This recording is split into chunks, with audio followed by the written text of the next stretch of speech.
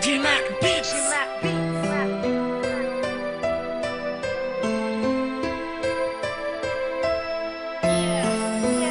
Yo, G-Mac Beats.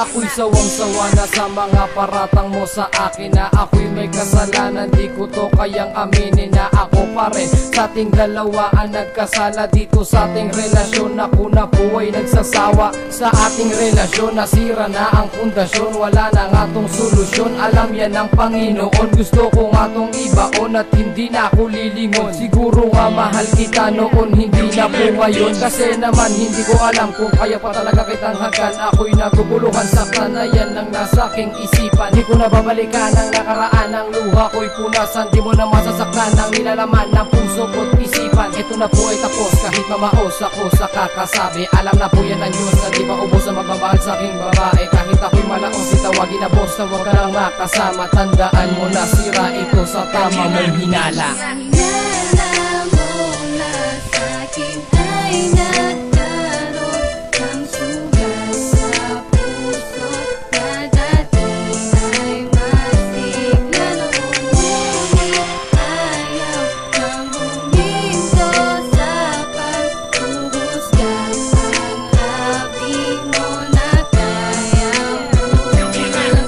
Bakit nangyari na ubos sa ang lahat ang ating pinagsamahan? Di ko akalain na maging ganito malasyata sa atin ang kapalaran. Lagi tanong sa aking isipan, sa ba nagkulang, bakit ganito? Di sumagi sa aking isipan na ikaw ay iwanan dahil mahal ko. Puso yung maalulong ang naging balong, kung ako ay mahal mo pa. Di ko na kasi maramdaman ang mga naramdaman ko sa'yo noong una. Kala ko ba pangako mo sa akin, di mo ako pababayaan. Ginawa ko naman ang lahat, sinunod ang ino ay inaalagaan. Pero para nagsasawa ka na sa takbo ng ating relasyon, pwede pa ba na maayos pa to? Bigyan mo nga ako ng solusyon, huwag mo akong tiisin, ayusin pa natin to kung makakaya. Panlabanan natin ang mga pagsubok na sabi niya nagpapahina. Para maging malakas at di pumalas, sigurado na wala na wakas ang ating pagmamahalan na walang makakatumbas. Ang mga alaala mo na iniwan ay palagi ko pa rin iniisip, at sana'y bumalik ng dati kahit sa isang panaginip. Hinala mo na sa'kin ay nagkaroon ng sugat sa puso na dati ay masigla noon. Ngunit ayaw nang huminto sa paghuhusga ang labi mo na kaya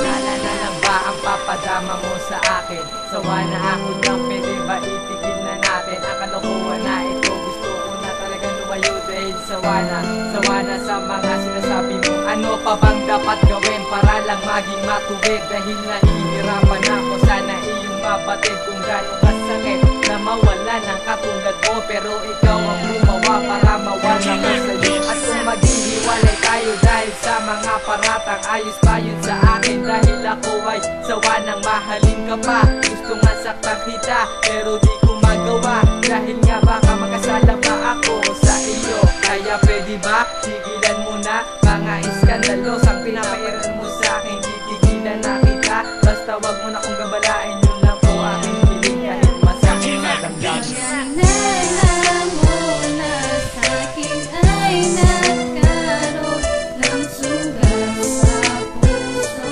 na dati ay masigla noon. Ngunit ayaw nang huminto sa paghuhusga ang labi mo na kaya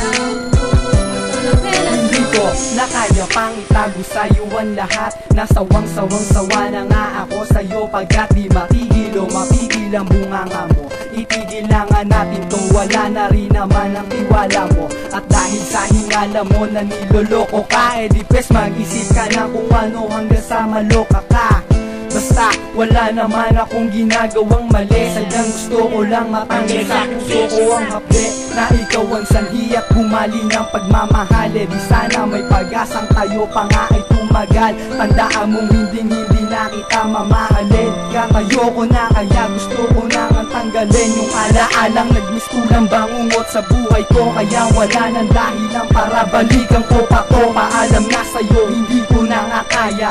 Sana makahanap ka ng iba, yung kayang pagtyagaan ka. Hinala mo na sa'kin ay nagkaroon ng sugat sa puso na dati ay masigla noong ngunit ayaw nang huminto sa paghuhusga.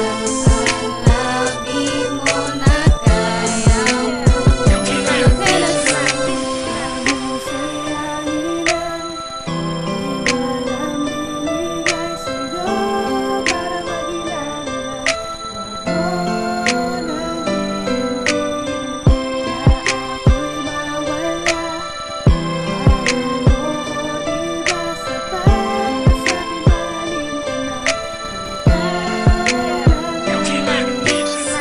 Alam mo bang, naiinggit ako sa ibang magasindahan na piling ko ako lang yung pinakanabigo sa tiwala, baliwala, at alala, may hinala.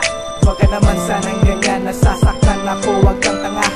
Imulat mo ang iyong mga mata para bumalik lahat ng mga kahilingan na pinangako natin dalawa na tayo naman magkasama. Ngayong ayoko na magrelasyon sa'yo. Huwag ka na umasa na magkakamali pa tayo, lagi lang naman sa mga pinaparatang mo.